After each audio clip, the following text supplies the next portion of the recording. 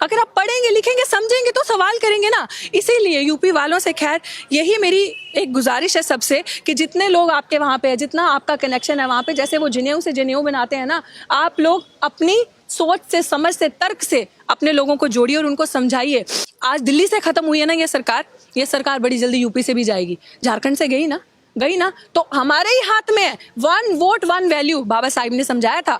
1 vote की कीमत क्या है वो आपके हाथ में है। अपना वोट सोच समझ के दीजिए। बड़े अच्छे अच्छे सपने दिखाएगी ये सरकार, लेकिन अल्टीमेटली आपका कोर्ट, ये सरकार, कांशीराम जी ने क्या कहा था कि जब दलित पढ़ने लिखने लगेगा बच्चा, तो ये लोग किसका सहारा लेंगे? कोर्ट का सहारा लेंगे आपके अगेंस्ट काम करने के लिए। और आज देख लीजिए क्या हो रहा है। जब आप पढ़ लिख रहे हैं, आप तर्क कर रहे हैं, आप आवाज उठा रहे हैं, तो ये लोग कोर्ट का सहारा ले रहे हैं, कह रहे हैं हमने कुछ नहीं किया, कोर्ट ने किया जो किया। अरे कोर्ट को सपना आना था, कोर्ट सोए उठ गया। और कोर्ट में भी कौन है? इन्हीं के लोग हैं। कोर्ट में जो है इन्हीं के लोग हैं। तो जब सब जगह वकील, अजी जजेस जो है वो पहले ही आपके खिलाफ हैं। जज तो चाहता है आप कुछ लेकर आए, आपके अगेंस्ट फैसला लें। जो जज है वो ऑलरेडी आपके, क्योंकि सब मनुवादी विचारधारा के, वो हिंदुस्तान का, बाबा साहिब का संविधान पढ़ के नहीं आते कोर्ट में। वो कसम जरूर खाते, लेकिन रोज मनु का संविधान पढ़ के वो कोर्ट के अंदर आते हैं। तो वो आपके खिलाफ है। इसलिए बड़ा जरूरी है पढ़ना, अपने लोगों को आगे लेकर आना। आपके लोग, आप में से वकील बने, जज बने, जब आपके लोग सामने आएंगे तो सवाल करेंगे और ऐसी सरकार को हराएंगे।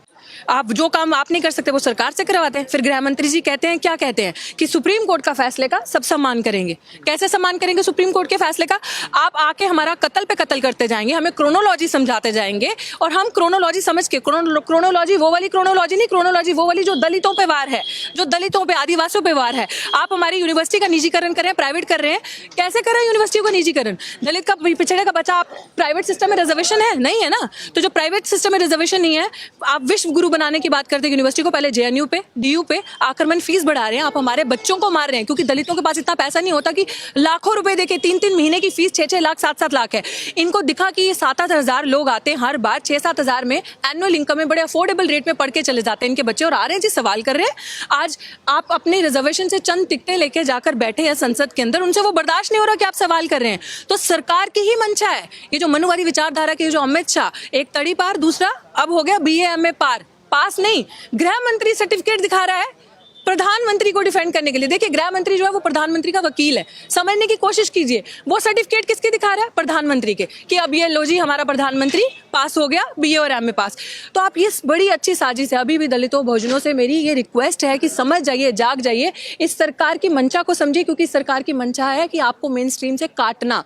अगर आप अभी नहीं समझे, क्योंकि वो प्रूव करेंगे कि आप लोग वोट देते हैं, वो प्रूव करेंगे इस चीज को कि हमारी सरकार ऐसे नहीं बनती। देखिए आपने हमें वोट दिया है, आप लोग काहे वोट देते हैं? क्यों अपना वोट खराब कर रहे हैं? क्यों जगह जगह जा के अपने लोगों को समझाते नहीं है? बड़ा जरूरी है हम लोगों को समझाना।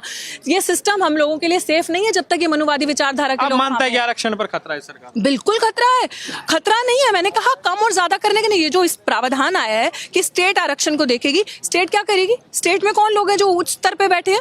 कितने लोग हैं आपके स्टेट में? कितने मंत्री हैं आपके स्टेट में? कितने अच्छे लेवल पे प्रोफेसर हैं आपके स्टेट में? प्रोफेसर का प्रमोशन नहीं हो रहा, तो जो स्टेट क्या करेगी? कौन सी स्टेट है जो पैसा नहीं चाहती? स्टेट भी निजीकरण करेगी, स्टेट भी प्राइवेटाइज करेगी, स्टेट भी पूंजीपतियों के हाथ में देगी चीजों को। और आप तो कल भी खड्डे में और आज खड्डे के और नीचे हैं। तो ये मनुवादी विचारधारा, ये जो RSS के वहां से आता है ना, जो मनु का संविधान, ये पूरे देश में उस संविधान को लाना चाहते हैं। और ये रिजर्वेशन को इसी तरह से ताड़ ताड़ करके एक एक पन्ना भारत के संविधान का खत्म करेंगे। अगर हम आज भी नहीं समझे तो फिर हम कभी